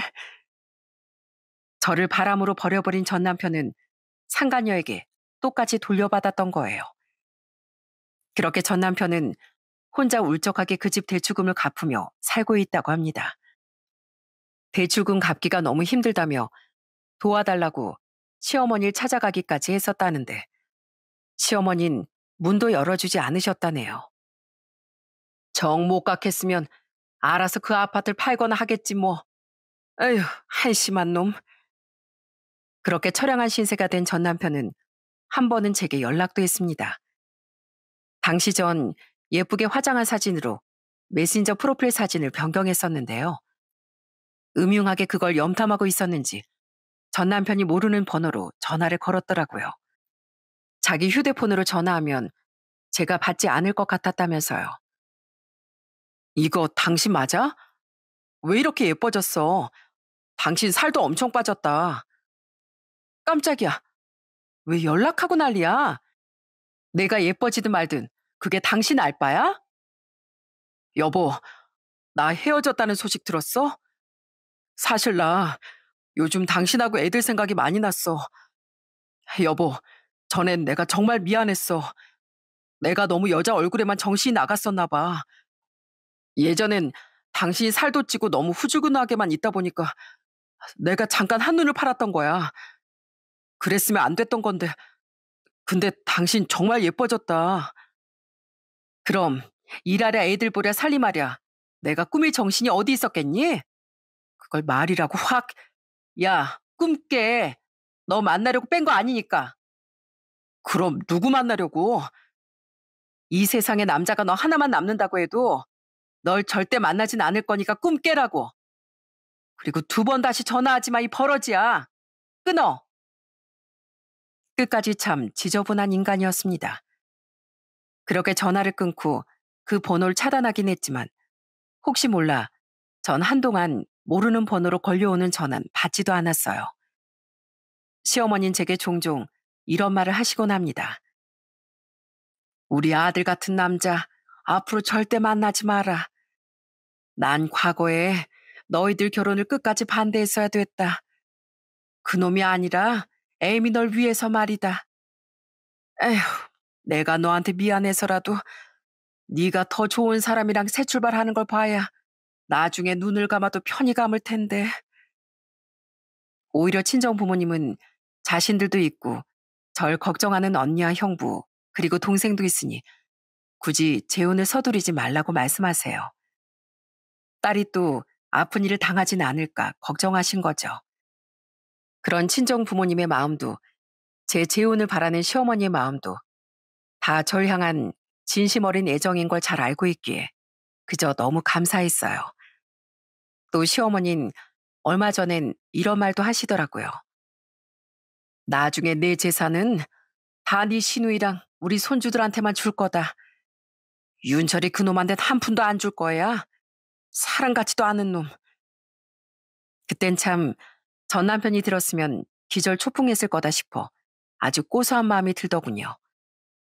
이렇게 지금 절 배신했던 전 남편은 나락으로 떨어져 처량하게 지내고 있습니다. 반면 전 하루하루 더 건강하고 행복한 삶으로 나아가는 중이에요. 저를 걱정하는 모든 가족들과 특히 저희 아이들을 위해서라도 저는 제 삶을 건강하게 지키기 위해 열심히 노력하고 있답니다. 완치를 향해 달려가고 있긴 하지만 그래도 암이란 녀석이 또 제 몸에서 날뛸 수 없도록 꾸준한 관리를 쉬지 않고 있죠. 이렇게만 가면서 재발과 전이만 없다면 저는 몇 년 뒤엔 무리 없이 완치 판정도 받을 수 있을 것 같습니다. 제가 이렇게 암을 이겨낼 수 있었던 건 친정 식구들의 보살핌과 아이들의 위로 그리고 시어머니 응원 덕분이라고 생각해요. 여러분은 인생의 성공이 무엇이라고 생각하시나요? 변호사, 판사 혹은 대학 교수 등 세상에 인정받는 훌륭한 직업을 가지고 떵떵거리면서 사는 거? 아니면 부자가 되는 일? 네, 이렇게 사회적으로 성공하는 것도 물론 성공이고 쉽지 않고 가치 있는 일인 것도 분명합니다. 하지만 아무리 사회적으로 성공했다고 한들 외로움에도 가슴이 헛헛하여 밤잠을 못 이루고 명치에 박힌 응어리를 못 이겨 가슴을 치며 사는 사람도 많잖아요. 저는 진정한 인생의 성공이란 내가 가진 것들의 가치를 깨닫고 내가 가진 환경 안에서 행복해질 방법을 찾아낸 사람이라고 생각해요.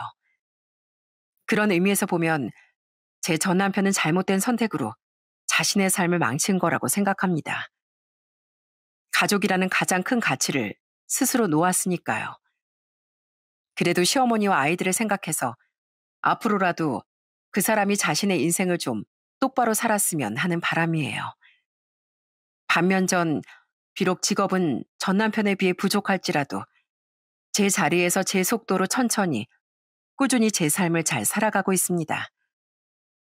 절 아끼고 응원해주는 사람들 덕분에 내면도 더 단단해졌고요. 앞으로도 전 저만의 행복, 저만의 성공을 향해 차근차근 걸어가려고 해요. 여러분도 오늘 제 이야기를 들으시면서 한 번쯤 스스로에게 물어보셨으면 좋겠네요. 난 지금 얼마나 행복한가? 내가 진짜 바라는 성공은 뭘까? 하고 말이죠. 여러분의 삶에 진정한 성공이 찾아올 수 있길 저도 늘 응원하면서 살겠습니다. 그럼 전 여기서 인사드리고 이만 사연을 마치도록 할게요. 들어주셔서 감사합니다.